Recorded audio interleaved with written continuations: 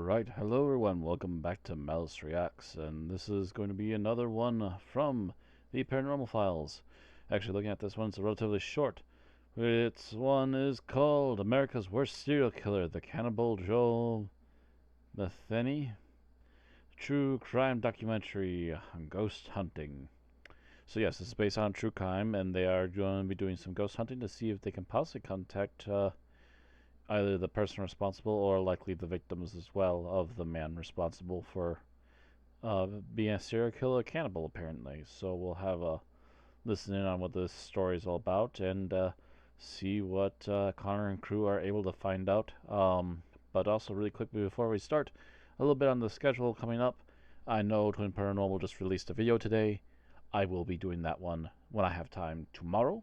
I have to go to work early tomorrow, and that means I'll be back home mid-afternoonish, so before dinner. So hopefully either right after dinner or sometime right after that, not long after that, I should be able to hop on and get the Twin Paranormal video done. And I do believe Paranormal Files here will be having another video out sometime in the next 3 days, usually one video sometime early in the week. And this is, I believe, last week's video, so we are almost caught up. But I don't think I'll be able to get to the Paranormal Files video until Wednesday. Tuesday's looking to be a very busy day. I'll have a lot of stuff for the podcast that night that I need to catch up on, and I'm not sure how long it's going to take. It's roughly going to be, if it's anything like what we were expecting, it's going to be like a movie-length thing I have to listen to, so, yeah, not going to be able to get much done between that lunch, shower, work, and back, and then podcast. So, yeah, this will hopefully be caught up on Wednesday. There'll be also another Ghost Exorcism Inc. stream that day with the others, and I have a day off, so I can actually get the video catch-up done, like, right away that day, like, probably between breakfast and lunch, most likely. And just be fine done with it, and finally be able to release the other content, finally get some of the video game stuff done. Maybe even work on a music remix or something too in the meantime, just something quick to put out that's not just completely, constantly, always reaction to paranormal stuff. Not to say that I don't like it, it's just that I worry about the channel becoming one note. Unless, of course, that's what people want, which by all means, tell me in the comments down below. Do you want me to just go to fully reactions? Because this is technically the most popular stuff I make. You guys have made this the most popular thing on my channel. And honestly, if you're going to be making the most amount of views, the most minutes watched, etc., I'll listen to you all first, at least to some degree. I'll have my own opinions too, but I'd like some input. But that being said, let us carry on, get caught up, and here is Paranormal Files with some real crime paranormal activity. Let's go. Oh! No way! No f***ing way! You just said Everett, bro! Another homeless man that was killed the same day as these two was named Everett W. Dowell. A convicted Baltimore serial killer has died this weekend. Joe Metheny, the bald man in the video, was found dead in his cell. In the WGZ file video, Joe Metheny shows police where he buried the bodies. The 62-year-old was serving 2 life sentences without parole for kidnapping, sexual assault, and 2 counts of murder. What a lovely human being. I'm not gonna be surprised. Everybody likes a good hamburger, and I know that I do. But when you eat a hamburger like this, or any sort of sandwich with meat really, do you know what kind of meat you're eating? In today's true crime paranormal investigation, we're diving into one of the most notorious crimes that's ever rocked the city of Baltimore. A crime that's sure to shock you and horrify you. And it took place right here, on this suburban street in the middle of the city. This is the story of Joe Metheny, one of the most infamous serial killers in Baltimore history who committed some of the most gruesome crimes. Crimes which included turning his victims into burger meat, which he sold at a stand only a couple hundred feet from where we're standing right now. You're watching The Paranormal Files. Joseph Roy Metheny was born in Baltimore, Maryland on March 2nd, 1955. Both of Joe's parents were hard workers, but despite their efforts, they still struggled to make ends meet. His father worked a back-breaking job as a manual laborer. while his mother stayed home to raise the couple's 6 children. Yeesh. Joe's father struggled with alcoholism, and it isn't known if his addiction affected Joe's childhood, but many sources state that Joe's father was neglectful to his wife and children, and often chose alcohol over his family. In 1957, just 2 years after Joe was born, the Metheny family packed up and moved to Terra Alta, West Virginia, where they would remain for the next few years. Joe's mother, Jean Metheny, relied on her husband's paycheck to put food on the table, but that stability would soon come to an end in 1961, when Joe's father was suddenly killed in a tragic car accident. Jean was devastated by the news of her husband's death, but was determined to take care of the children on her own. So, after they failed to start a new life in West Virginia, the Metheny family packed up again and moved back to Baltimore, where Jean would work odd jobs to put food on the table and keep a roof over their heads. Over the years, she worked as a waitress and a food truck driver, and despite having to raise a handful of children alone and work full-time, Jean's children always had what they needed. She also prided herself on never having to go on welfare. But because she worked so hard to make ends meet, that meant that Jean was barely ever home with her kids. And after the death of his father and having to adjust to his mother's absence, it's possible that young Joe felt abandoned by his parents. You see, during the 1960s, when Joe was a kid, there was a term that described children who were left home alone for long periods of time when a parent was out of the house working. Children in this situation were known as a latchkey kid, and they're described as being a child who routinely returns home on their own and uses a key to lock or unlock the door of their residence. Once this child is inside the home, they are alone and without adult supervision. But while this was the norm for a lot of children at the time, it's definitely possible that it affected Joe's childhood and his sense of security that he needed. Joe's mother would later say that the death of her husband was extremely hard on the family. Joe's childhood was completely turned upside down at just 6 years old. He had to navigate the grief he felt after his father's death, and his mother just wasn't around to help him through that. It's unknown how Joe's siblings felt during this transition period, but it ultimately affected Joe's mental and emotional health as a young child.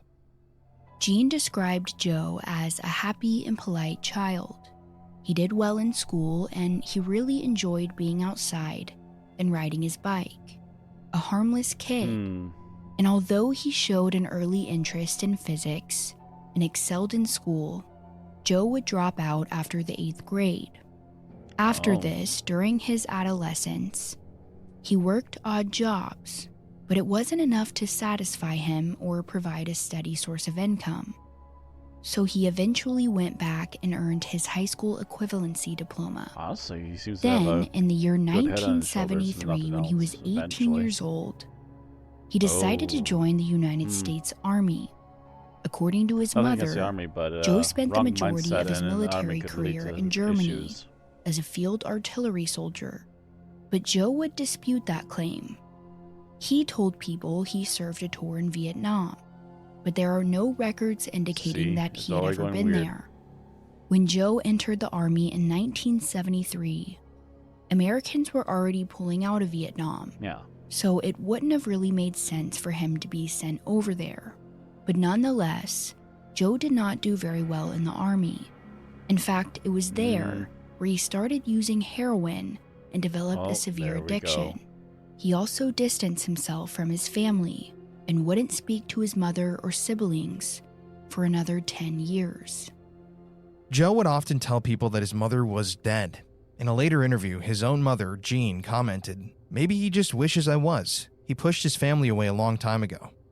Joe was known to be a habitual liar, a trait that forensic psychologist Paula Orange said is found in many serial killers. In Joe's case, he loved to lie about his military career and constantly committed stolen valor crimes. He was always trying to convince people he did a tour in Vietnam, when his entire documented time in the U.S. Army was spent in Germany. Joe worked hard to craft an image of himself that he believed would impress other people, a common trait of narcissistic personality disorder. According to the Mayo Clinic, narcissistic personality disorder is a mental condition in which people have an inflated sense of their own importance, a deep need for excessive attention and admiration, troubled relationships, and a lack of empathy for others. But behind this mask of extreme confidence lies a fragile self-esteem that's vulnerable to the slightest criticism. Although Joe was never officially diagnosed with any disorder, it's likely that he could have suffered from this with his grandiose ego and the lack of empathy he would eventually hold for his victims. Joe also told people that his mother had been neglectful when he was a child. He would say that he was placed into foster care at a young age and would jump from home to home. Jean, Joe's mother, has disputed this claim, but did say that while she was so busy working to support her family, she hired babysitters to take care of the children. So basically, you have to take this guy's words and comments with a grain of salt. Eventually, Joe returned to the States after his stint in the Army, and he brought home with him a crippling heroin addiction. And this addiction would eventually grow into a crack cocaine and alcohol addiction as well. Joe's drink of choice was a whiskey called Southern Comfort, and he was known to polish off an entire bottle of the liquor every night. Good Lord. To me, personally, that's insane because that is just so much liquor night after night. But anyways, Joe frequented bars when he wasn't getting high, and he was known to start bar fights. And eventually, he got in trouble with the police for assault and disorderly conduct. His mother, Jean, would say that his drug addiction led to his downward spiral, stating, "I think the worst thing that ever happened to him was drugs. He kept drifting further and further away. It's a sad, sad story." As Joe continued to struggle with his alcohol and drug abuse, he drifted in and out of homelessness, and it wasn't uncommon for him to live in tents and homeless camps. At one point, he started a relationship with a woman who was also a drug addict, and the two went on to have a son together. But even though he struggled heavily with addiction, Joe managed to hold down a steady job. In the summer of 1994, he was living with his wife and 6-year-old son and somehow managed to hold down a full-time job as a truck driver. Things at that point were starting to look up for Joe, and for the first time since moving back from Germany, he began to feel hopeful about his life. That is, until one night, when after he returned home from work, he walked through the front door of his home and saw that all of his stuff was gone. His wife had left him and taken everything with her, including their son. In a later confession, he would say, "It all started back in July of 1994. I was at work. I was a truck driver. I was working overtime this one night. Then I got off and went home as I always did. But when I opened the door and turned on the light, I noticed there was nothing there. My old lady had taken everything, including my son, and left me. Her leaving was not my problem. But she took my 6-year-old son with her. She was a crack addict and a worthless piece of shit.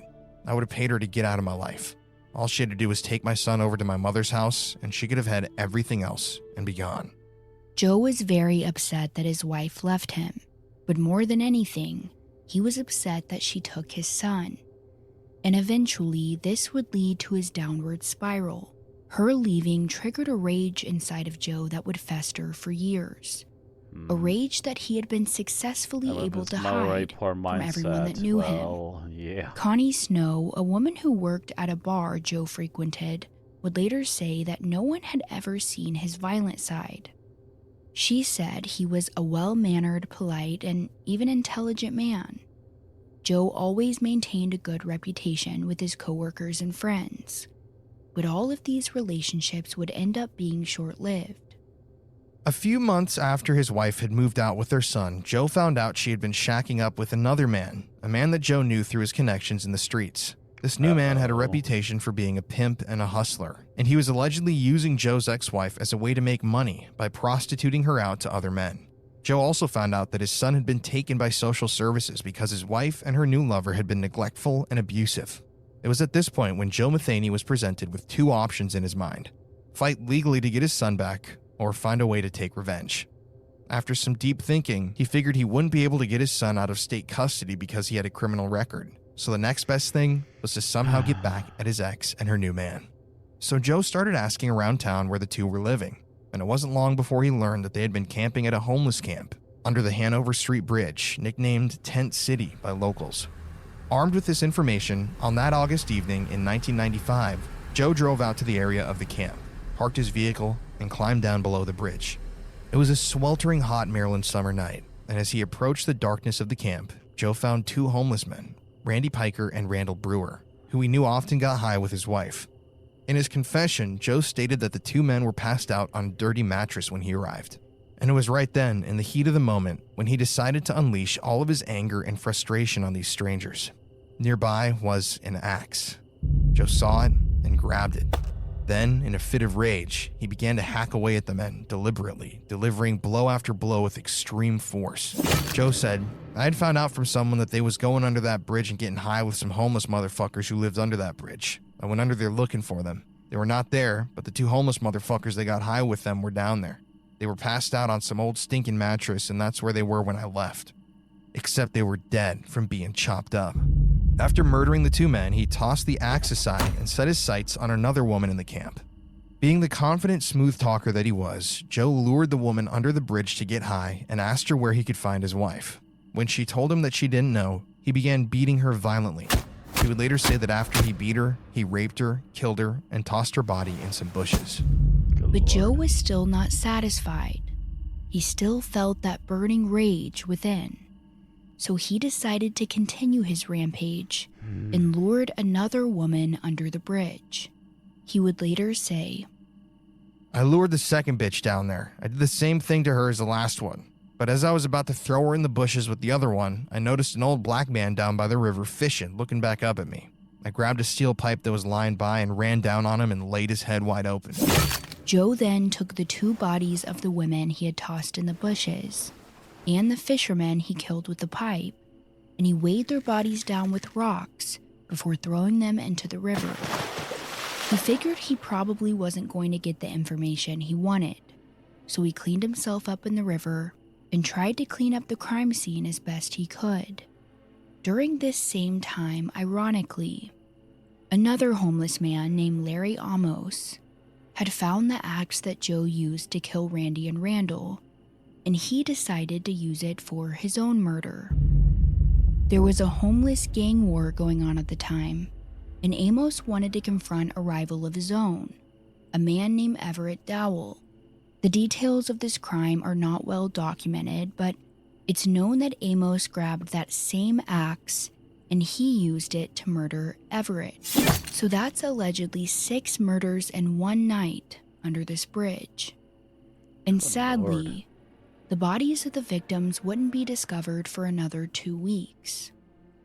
When police heard about Joe's connection to the murder, they immediately went to his home and arrested him, and he was later charged with the murders of Randy and Randall.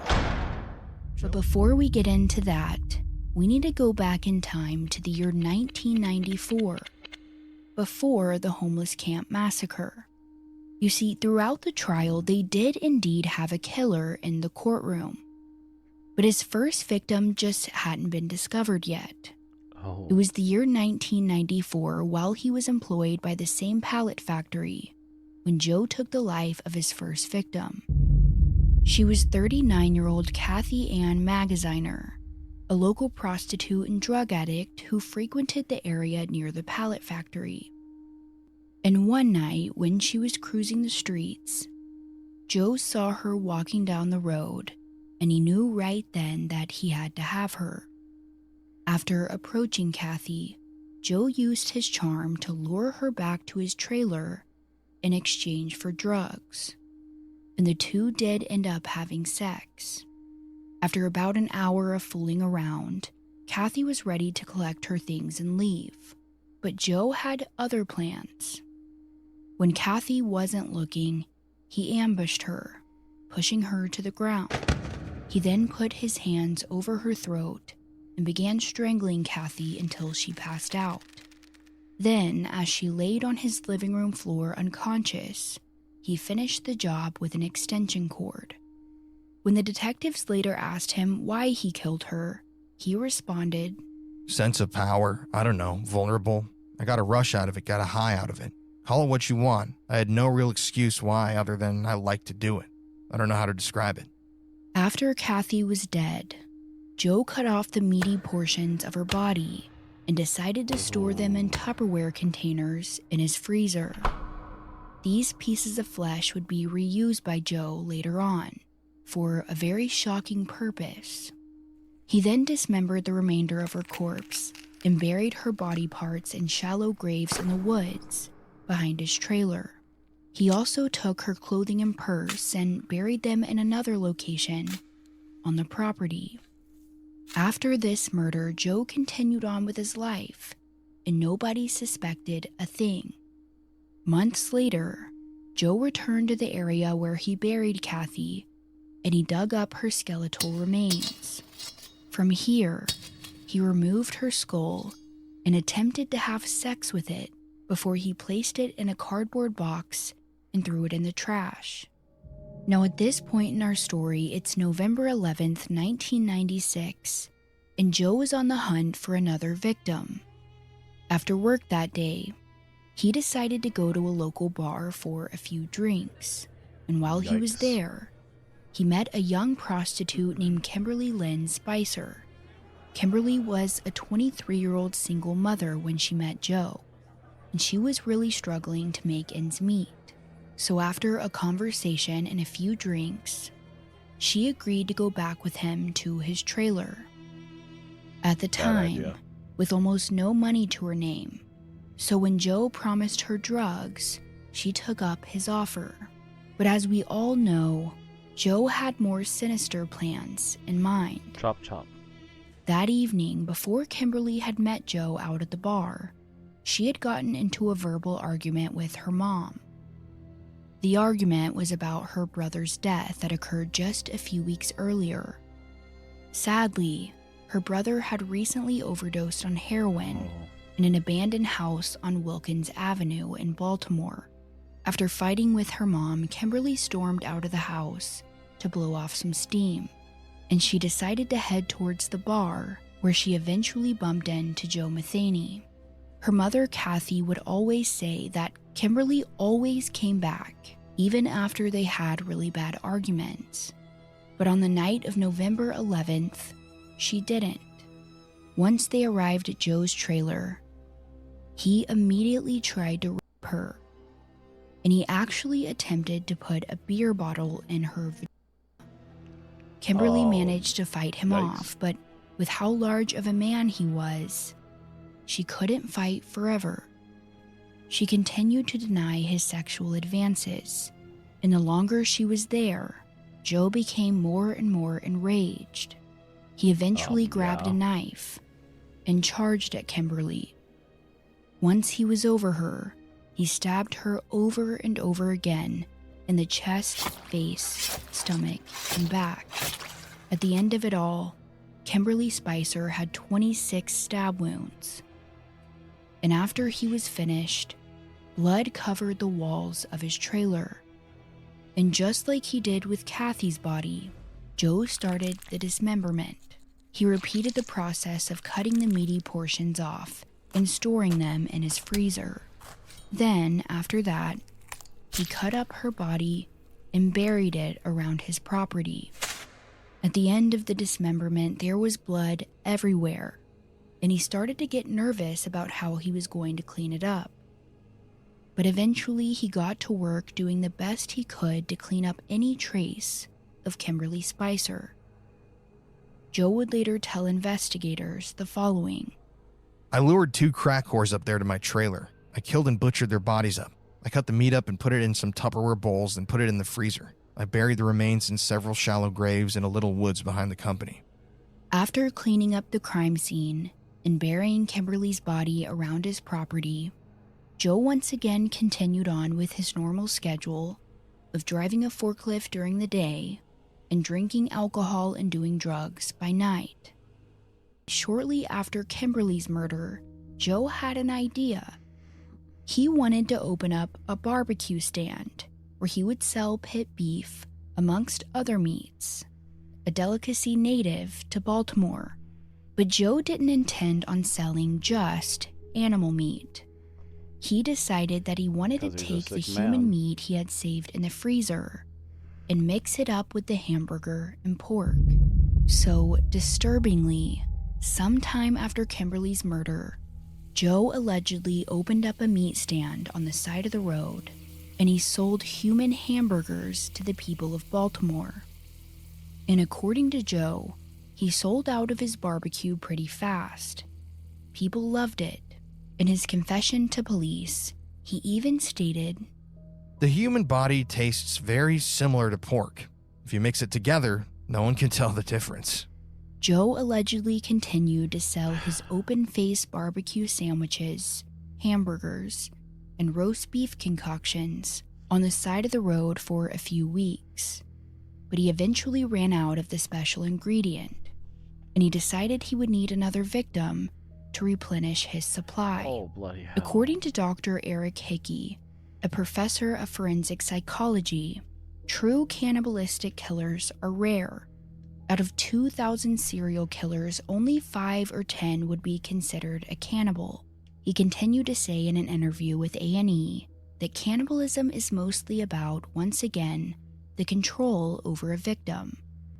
But in the meantime, Joe was on the hunt for another victim, and he had his sights set on his 36-year-old friend, Rita Kemper. Rita had known Joe for a few months. They had frequented the same bars in town, and she knew him as Tiny. From their interactions in public, Joe seemed harmless. A few weeks after the murder of Kimberly, Joe invited Rita to his trailer to do some drugs, and she decided to take him up on the offer. On December 8th, 1996, Rita and Joe went back to Joe's trailer to drink and do drugs. Rita thought nothing of it because of the friendship she and Joe had formed over the past few months. But like with the stories of the other victims, it didn't take long for Joe to show his true intentions that evening. Almost immediately after the two walked into his trailer, Joe demanded Rita take off her pants, but like the others, she refused. Seeing a different, more aggressive side of Joe was something she had never imagined, so Rita quickly ran out of the trailer to try to get away from him.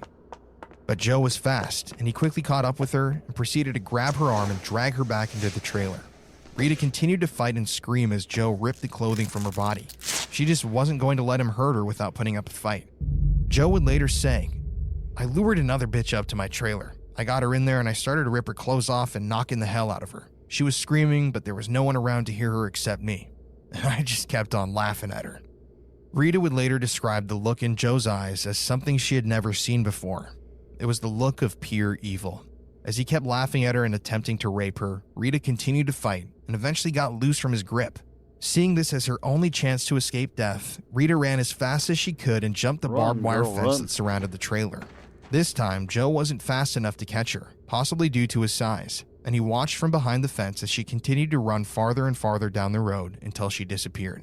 He would later say, "I turned around for a split second and that was my mistake, for she ran out of the door before I could get to her. There was an 8-foot chain link fence with barbed wire on top of it around the front of the company. There was a stack of wooden pallets next to the fence about 10 feet high. That bitch scaled those pallets like a monkey and jumped the fence and ran down to the main road." Rita continued to run down the road until she saw a pickup truck driving nearby. She flagged down the driver and the two drove to the nearest gas station where she called the police. Behind me is the pallet factory where Joe Metheny lived, where he worked, and where he committed the 2 confirmed murders. Yes, this is where he killed Kimberly Spicer and Kathy Magaziner, and interestingly enough, he actually disposed of their bodies here on property. He left one of the women's bodies buried here for 2 years. It was almost completely skeletal when it was unearthed, and he spread the other parts of the skeleton and the remains in the woods that surround this pallet factory. Now this, I would imagine, would be one of the places where Joe Metheny's spirit could be found. This is where he lived, where he committed the crimes, at least the confirmed crimes. And it's honestly eerie once you know the whole story and you know how important this pallet factory was. It's also interesting that it's still a pallet factory. Come over here. This also would have been the location of the barbecue stand where Joe Metheny was selling human meat sandwiches. He supposedly set that up right outside of the factory, which would be this street right here, because yeah, his actual trailer was back just on this lot. Like everything's just still right there. I mean, if you kind of look around, except for the trailer itself, you can see that this place is virtually the same. This is where he was arrested. And at night there'd be nothing here. All nobody, the crimes not a soul. that he was arrested for. Factory shut down for the night. Nobody's gonna be around like for miles. Like I said, it's just so interesting to me that it's still usually a you pallet might factory be lucky here. if someone's on the still road, selling the exact but they same wouldn't be able to products. hear you and maybe see you after you escaped. Vibe back here. And this area back here, this wooded area, would have been where Joe disposed of Kimberly and Kathy's bodies. And look at that, man. Now, if you'll remember in the podcast and in this story, Rita Kemper, who was the final attempted victim of Joe Metheny's, she actually was in his trailer here on the lot, and she had to scale this fence that had barbed wire on it. And she ran down this street to safety, and that's how she eventually escaped and made it out with her life. Once again, I think it's really interesting that there's still barbed wire there, and it looks like it could be, it's very old and rusted barbed wire. Who knows how it's long old, that's been up there. Even the gate, hard to look how say if rusted it the was gate ever is, changed man. since then. It's kind of crazy. not much has changed. This is kind of the hub of the story. Now, after this, that's when we're going to be heading to the Hanover Street Bridge. That's where Joe claims that he murdered 3 to 4 additional victims that have never been confirmed. He was arrested for 2 of the murders in the past, but they were never able to convict him. It's eerie out here, man. It's like, this is the woods where the bodies were buried.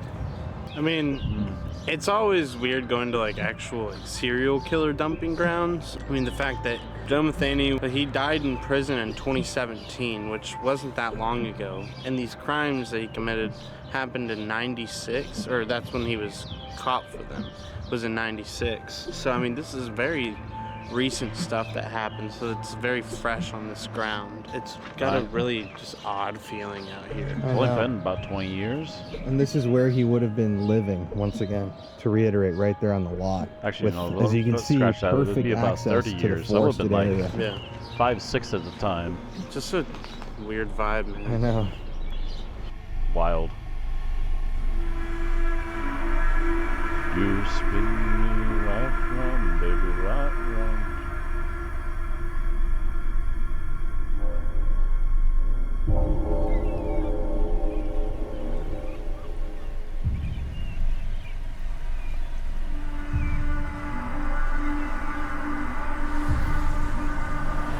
And the bridge. So one of the big things with Joe Metheny is that he killed 2 women, that's proven, but he's alleged that he's murdered a lot more. Not only women, but men too. And the crux of these stories takes place right here under the Hanover Street Bridge in Baltimore. So allegedly, according to Joe in his confession, he came down here to the Hanover Street Bridge. Back in the 90s, there used to be a homeless encampment out here called Tent City. And when he came here looking for his wife, he found other men that his wife knew, people knew, and he decided to go the more unforgiving route, and he murdered both of these men. Their names were Randy Piker and Randall Brewer. Like, this was right here in this area, 2 homeless men that were found chopped to pieces. Now, back in the day, Joe was almost convicted for the murders of these 2 men, but he was released from custody, which I think is interesting that the police felt like they had such a strong feeling about Joe that they actually went and arrested him, but he was released. But those murders took place right down here, and allegedly, Connor, follow me. Allegedly, Joe killed those 2 homeless men right here under the bridge in Tent City, and he walked over here, as you can see in this area. This is the Baltimore waterfront, the river, and Joe came down here and then murdered an innocent fisherman. Now, the fisherman's body has never been recovered. Joe said it was just out of rage. He had seen too much. No one knows if these murders actually were committed by Joe. No one knows if the fisherman was actually a real person or a figment of Joe's imagination. But that's why we're here right now. We're gonna set up our devices. This is a sketchy part of Baltimore, and I don't know. The whole point of this documentary is to try to get some sort of an answer out of either Joe's spirit or the spirit of his victims. Was he the one that actually killed them? Because like I said before, he's claimed that he committed these murders, but it's never been factually proven. Neurotic liar. Do you think that we can prove that to through say for paranormal sure. investigation? That's the whole point of this documentary. But we have one more thing that might help us in this journey. So oftentimes when a murder suspect is arrested and they decide to confess, they say that they're guilty, the police will take them out to the area where they committed the murder or the crime and have them point out exactly where everything went down. And in some cases, if the bodies have never been found of the victims, the serial killers will come out and show the police or authorities where those victims' bodies are. That's why tonight, in a very, very special twist for this investigation, That is an eerie breeze. that's why tonight for this investigation, we're gonna attempt to employ a similar method. Now, on loan from a friend of ours, we have right here, this is Joe Metheny's authentic prison-worn Department of Corrections outfit. This is his shirt. This is how big Joe Metheny was. This has been certified. This was Joe's. It's rumored that he died inside of this shirt. Can't be proven, obviously. But as you can see right here, Department of Corrections. So Joe spent a lot of time in this shirt. This is a very macabre item to have possession of, but it gives us a personal connection to Joe. Like he sweated and in addition, a lot in that thing. Yuck. Inside of this book, very well. I can't show this on YouTube because it's so graphic. You have to head to our Instagram or Patreon to see these pictures of what this drawing is. Right here, we have an authentic hand-drawn image, once again on loan, that was crafted by Joe Metheny while he was in prison on death row. Now, the interesting part of this entire thing is that if you look down here, this is the part we don't have to blur. He signed it Tiny Arts. Tiny was Joe's nickname. Serial killer Joe R. Metheny. And if you notice down here, this little red splotch, this is the serial killer's thumbprint, printed in his own blood. So yeah, this is a bit macabre, but we do have not only this artwork that Joe created, but a thumbprint of his that was printed in his own blood that he pricked himself in prison. If there's going to be any sort of object that draws a killer out, it would be something like this, a piece of personal art, something that they worked on for hours, days, maybe weeks, their own blood, their outfit that they supposedly died in. But we brought these objects out because, like I was saying before, it's like when the police bring the suspect out to show them the way, to show them the truth, to tell them what they know. This is our way of bringing Joe Metheny out here to see if he can tell us something that nobody knows. And if the victims are out here and they know Joe Metheny, they're gonna come out too because they'll remember that energy, that horrific energy that ended their lives. I don't know, this is a very intense investigation, so we have to be very careful, but we're gonna set up right now. This is the location of that triple homicide. Joe claims it might have even been 4. Documented 2 murders. And with these items, I think we're gonna bring a serial killer's ghost that people out to still play. use that place actively. This is dark, for man. bad This is things dark even too. for You us. never know.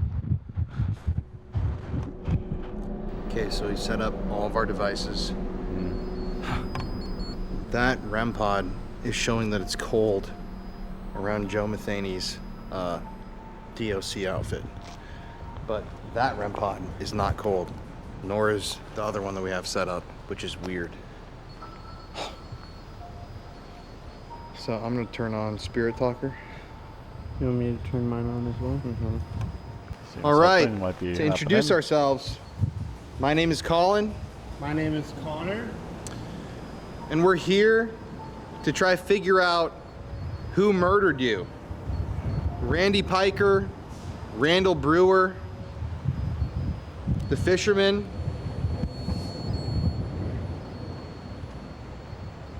We're here to try contact you.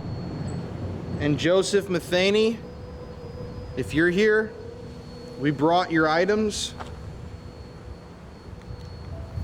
We also want you to come talk to us too. We just want to figure out who killed who. So how about you try and just speak with us at first?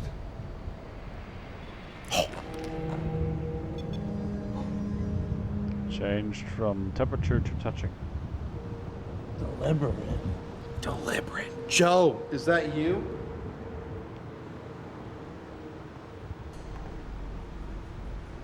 Joe, I think we might have just seen you come through with your prison outfit. I was wondering what the flashing is. It's him. I don't know. Can you just tell us? That was accidental editing or Why what? did you kill those men? Actually, let's start out by just asking, did you do it, Joe? Joe Metheny, did you murder Randy Piker and Randall Brewer down here in Tent City? What's that? Walking around.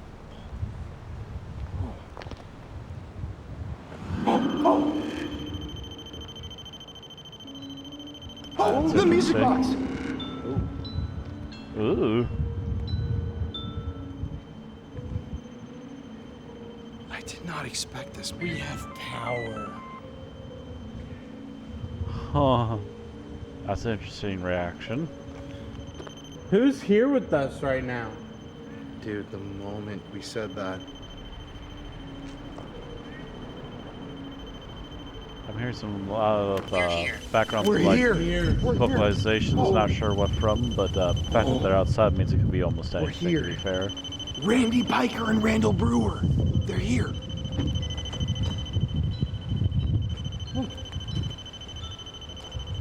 Oh, they're right there. They're standing right by it, bro. They're standing right by it. It's Randy Piker and Randall Brewer, the victims, bro. We're here. Randy and Randall, are you here with us right now?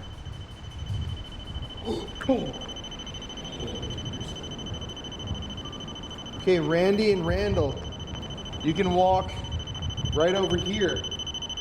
Maybe. You know what's freaky, bro? We've never seen this thing go off like this. Gone. Gone. They were murdered. They are gone. Maybe we're calling them back, is what they're saying. We're calling them back. This seems like Joe. Hey! What just went off? That one just went off. It seems like f***ing...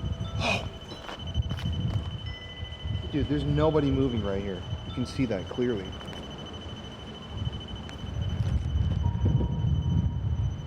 It's... Yeah, but it's like Joe is standing right here. Okay, I'm gonna turn this thing off. You gotta play with something else. Powerful.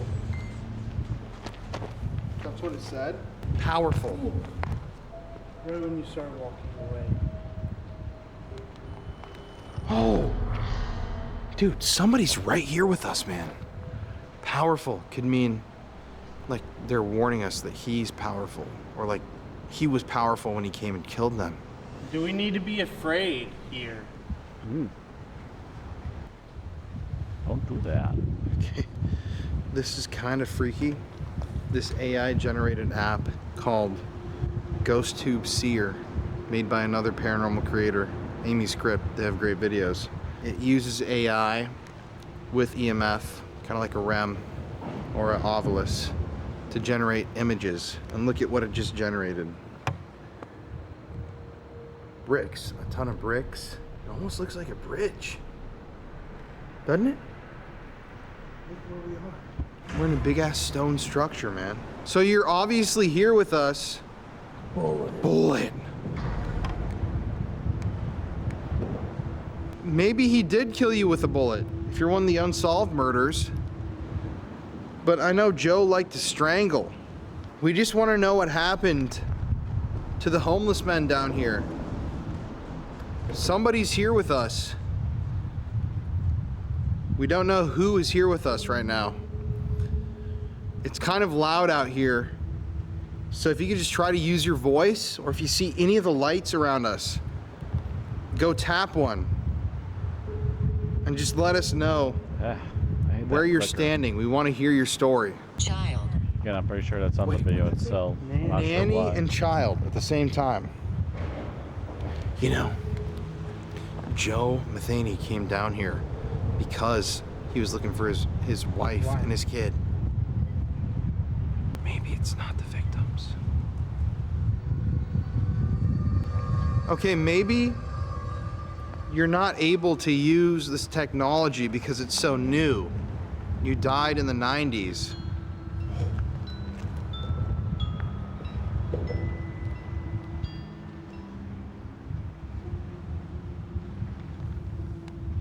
Somebody's here, man. Who is it, though? If you see any of the glowing lights, just go up and touch them. And we'll know that you're here. You've been doing a great job. You can also speak and... Hear us. Yes, we did. Us too. Us. Both of them. Both of them are here, bro. That's exactly who it is.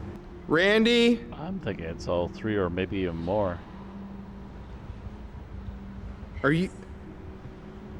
Past! Oh! The hell?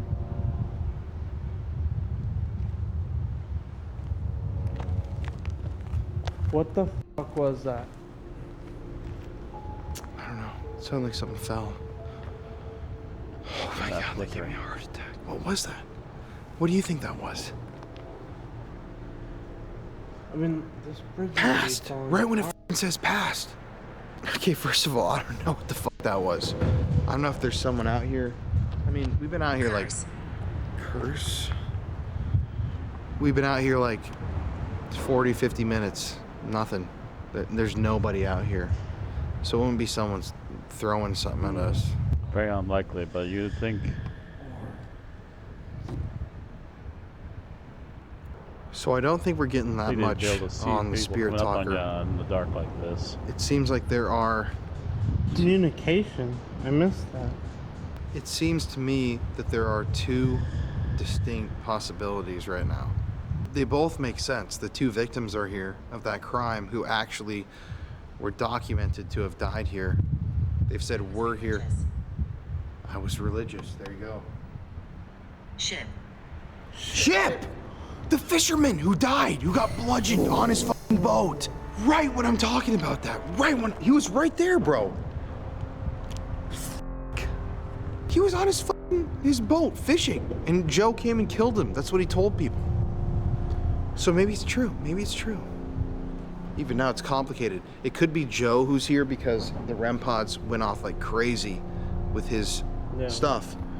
But these devices over here, the music box and the proximity meter, which you have to be standing in front of both of those things to set it off. Both of those have gone off. So maybe that was where they were actually slaughtered, because we have proximities and everything all around here. And in addition, ship. The boat, ship, it's the same thing. That's the fisherman. So I think everybody's here right now. I think we do a spirit box, a DR. Matter of fact, let me make sure. So I think everybody's here right now. I think we do a spirit box, a DR. Yeah, it's in the video. That flicker. As far as I can tell, at least. Again, I'm not sure if that's an intentional thing or if he does have. No way! Or if that's an accident. No way! You just said Everett, bro. No he's had issues lately. This is the article. Look at this, bro. I heard Everett. I knew Everett was somebody. Another homeless man that was killed the same day as these two was named Everett W. Dowell. Look it right in there, bro.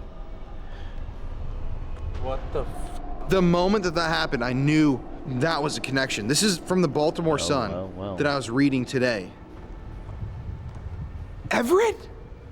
Everett, can you come talk to us right now? Dude, that is the wildest connection. That is wild. All right, we're gonna keep paying attention, but we're gonna use another device. Okay, so we're gonna use the spirit box now and try to talk to whoever's here. One interesting connection is that the same axe why they that was use used a to stag kill these thing two when guys stag here doesn't exist on TVs was anymore. used allegedly to kill Everett Dowell. Yeah, so that's really weird. So I just want to ask you guys, whoever's here, Randy and Randall, if you're here with us, can you tell us the name of who killed you?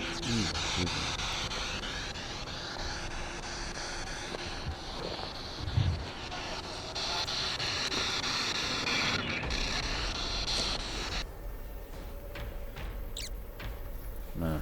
Let's do a DR60. Yeah. I'm not Right so now, sure we're about gonna use DR60 the in this DR60, win, but which is if an you think you audio can do it, you recorder can or a voice try. recorder. Super sensitive. I don't know if it's gonna work underneath this bridge because it's so loud with the traffic, but this thing has given us great results before in Baltimore. Yeah. And I really do want to know if Joe killed these guys. Because that would fundamentally change this entire story. Every time they mention Baltimore. It's wild that all the devices at first were going off, and now they're silent. It's almost like they're like... They don't want to be caught. Either they don't want to talk, or they were on the edge of the circle and they came in. All right, I'm setting this right here. I'm going to record. Randy? Randall? Everett? I'll judge you harshly. Can you tell us Answer them. your name? Were you killed by Joe Metheny? Nightfall. Did you know the man that murdered you? Are you here with us right now? Can you tell us, even if you didn't know his name, Everett, Randy, or Randall, Look it up from us, something about the person we are by who killed bridge. you? So Randy, Randall, and Everett, can you tell me how you were killed? Chop, chop. Okay, final question for you guys. Can you just tell us anything about the man that killed you? Anything at all? Physical description, the clothes they were wearing, anything. You wanna listen? Yeah. Here, switch with me. Well, we'll see if they got anything. God, it's fucking eerie under here. It's weird that all the devices stopped going off when we started actually like trying to talk to these people. Alright. You know? I don't get it. Like the music box stopped, the proximity meter stopped, the REM pod stopped. It's like somebody or some people have actually come in here, which is just odd, bro. It's odd. I can't see shit. Everett, can you tell us your name?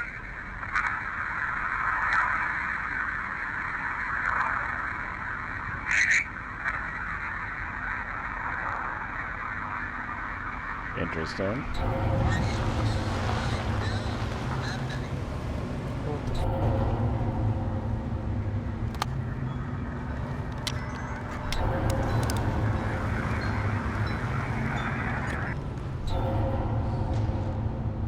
Huh.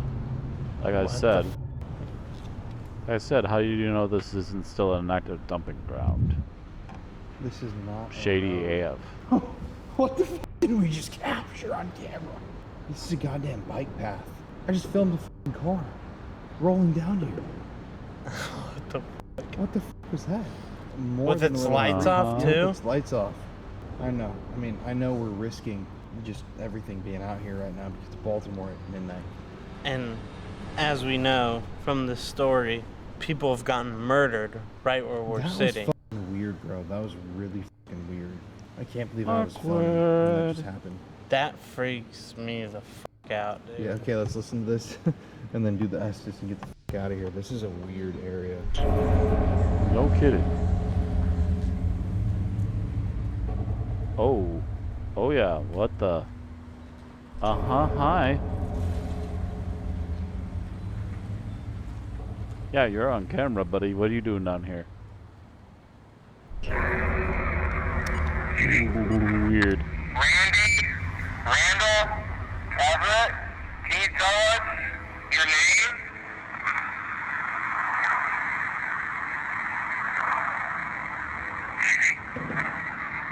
What is that? What is that? Were you killed by Joe? Did you know the man that murdered you?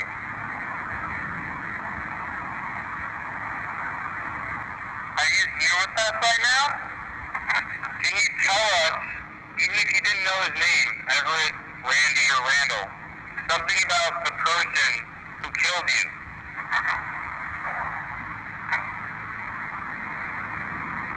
Oh!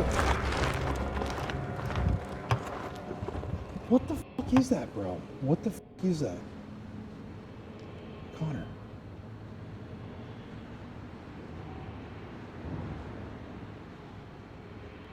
Oh, are those steps, bro?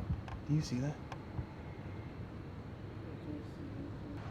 Okay, we had like, what, one more second left?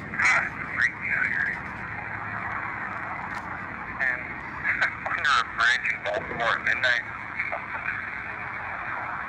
So Randy, Randall, and Everett, can you tell me how you were killed?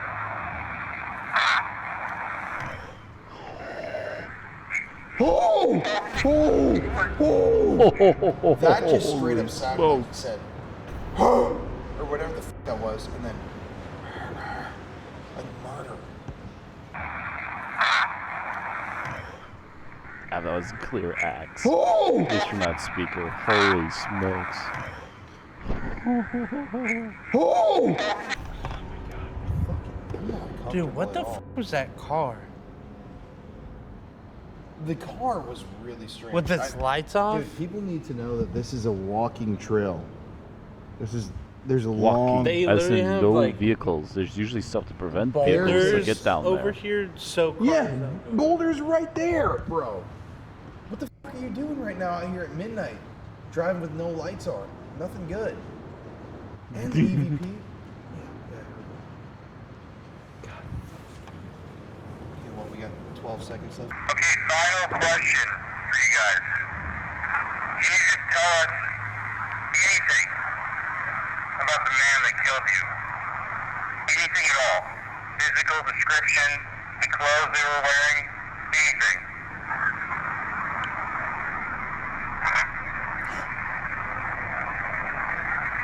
I can't believe that car.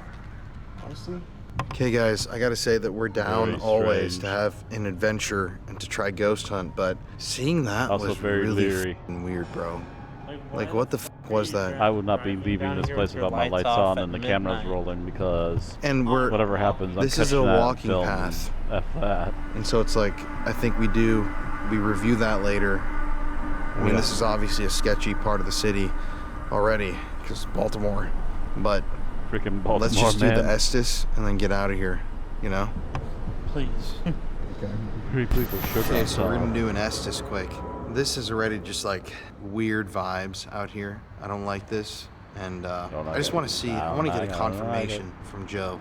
I mean, I'm sitting right here next to his blood, his artwork, and his uniform.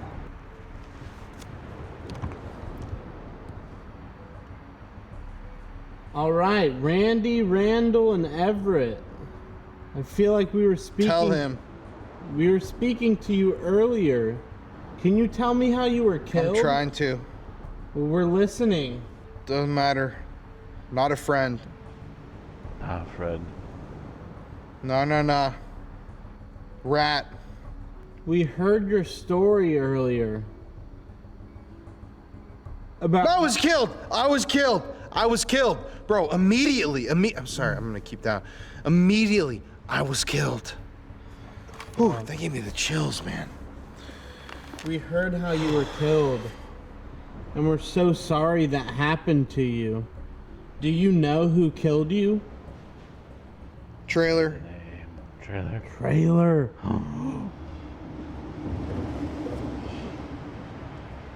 McDee's. The judge sentenced him.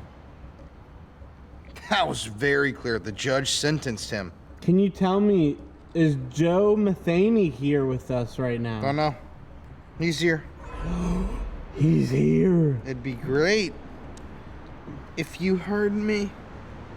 We're listening. Is this Joe I'm speaking to? I was hurt. Who is this? R. R for Randy? 6'3". All right, I want to talk to Joe. Joe, why did you do these things? We have your blood right here next to us on your artwork that you made while you were in prison. We have your Big uniform. boobs. Big boobs, yeah. We have your painting that you did with the boobs on it. Can you tell me why you did these You're things? banned. You greasy f***. I want to know why you killed these women. What brought you to do that? Living. I'm perverted. You're perverted? Uh-huh. That's why you did these things? You couldn't help I'm yourself? sorry. I don't think you actually are sorry for the things that you did. I feel like you're truly an evil person. You didn't just kill people. You ate people. Like I said, I have issues Why with did my you- father, but nothing this bad. Yikes. Why did you eat human? They're delicious.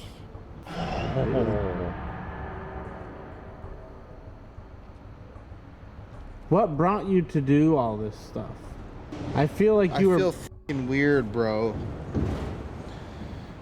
I feel Not like you're... liking this place at all. I feel like you're proud of what you did, Joe. You're not ashamed of anything you did. You're not sorry. Horrific things you You did. did this. Shut up. You did this because you enjoyed it. Admit it. I have no recollections. You don't remember killing these people? Rage. Did the rage blind you? You didn't know what you were doing? I'm with God. Anyway. After what you've Joe. done. Randy! No. I heard Randy. Randy, are you with God? I was a protege. Randy, if you're there with God, I'm glad you made it to a happy place, even though your life was taken so short. You need to leave. Still bad. In a row. You need to leave. Still bad. Randy, are you trying to warn us of the evils of this place? Many more. Unfound. Never heard that word in my life. Unfound. Are there still victims? Many more unfound too. I don't know what you're asking, but connection. Are there still more victims that haven't been found? The woman, John, Skimpy. So there's still more women that that Joe killed? Naughty. You can't blame this on the women, Joe. This was all your fault. I can. Make a southern accent. Yeah, I can. This isn't the women's fault that you did this to them. Yeah. This was your own selfishness and greed.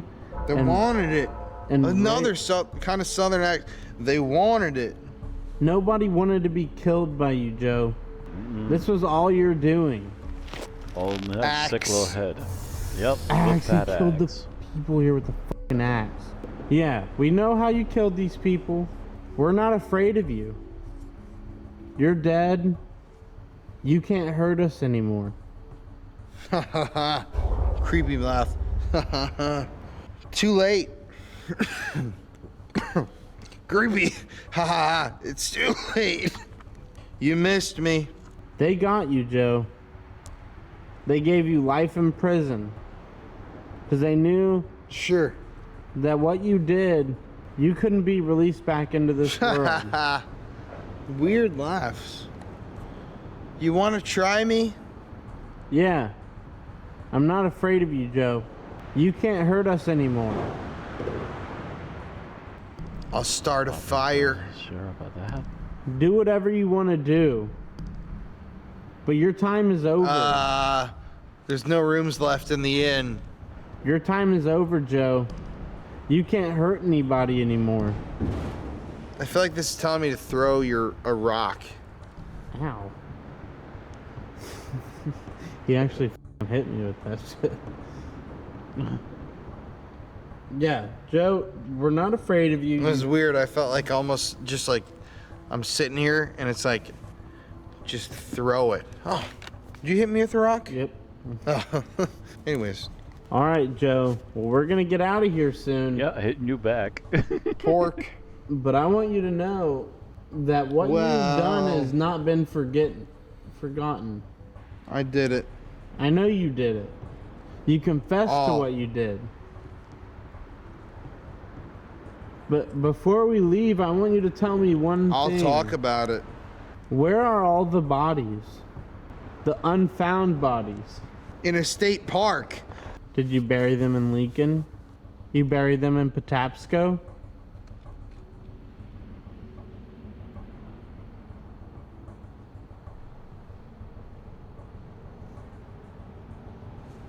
Where did you bury those women? You'll always see me.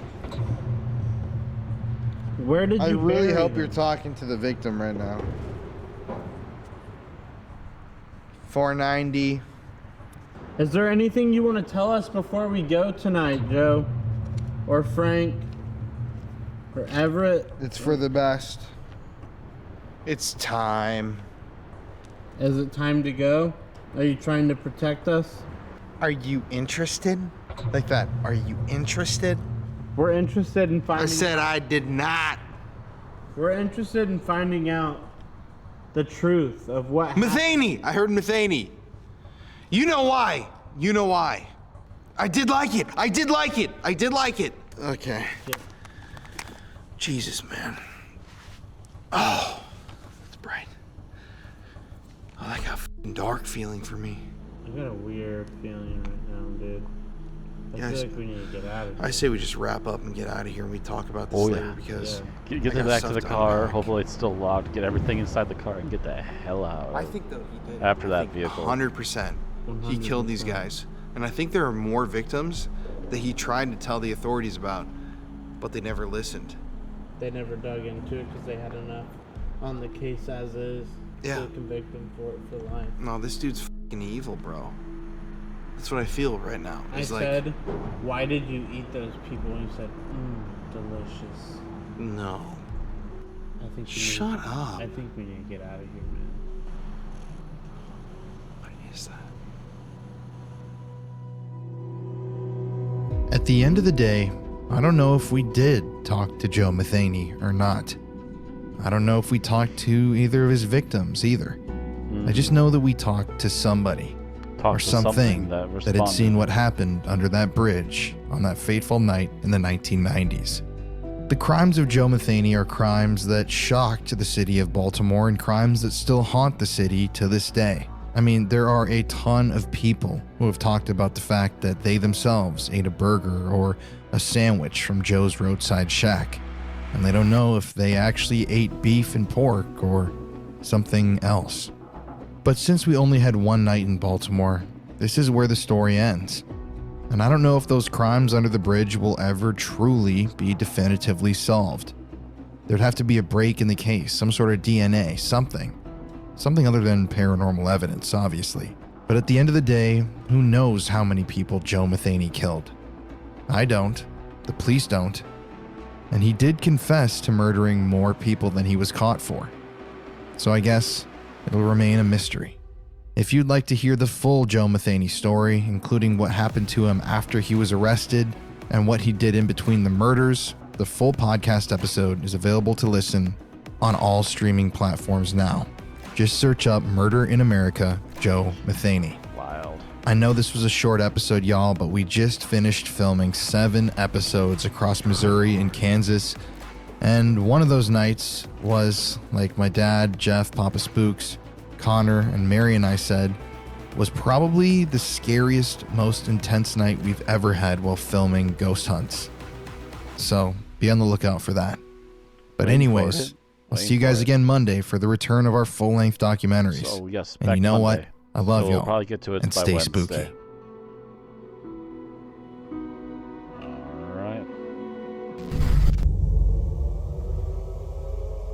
Can we share new videos?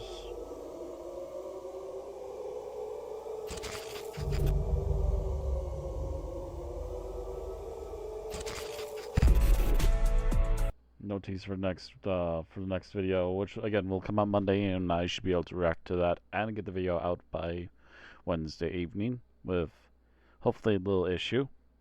I'll probably start uploading it as long as it's already recorded by the time I'm done with the evening stream with the Ghost Exorcism crew. But yeah, so here's the merch. If you're interested, go check out the link below for the actual video. But also don't forget to check out the other links below for my socials, my other channels for live streaming, as well as my my merch store with gosh, bleh, my brain can't remember. My brain just doesn't want to remember the name of it now. Bleh, let me look here. We're right here. Streamlabs. I remember just as I see the word stream, suddenly my brain clicks. Mental issues. Anyways, that's gonna be it for tonight. Thank you again for watching. Hope you all enjoyed, and I will see you again tomorrow night for some Twin Paranormal. See you all then. Have a good evening and pleasant dreams.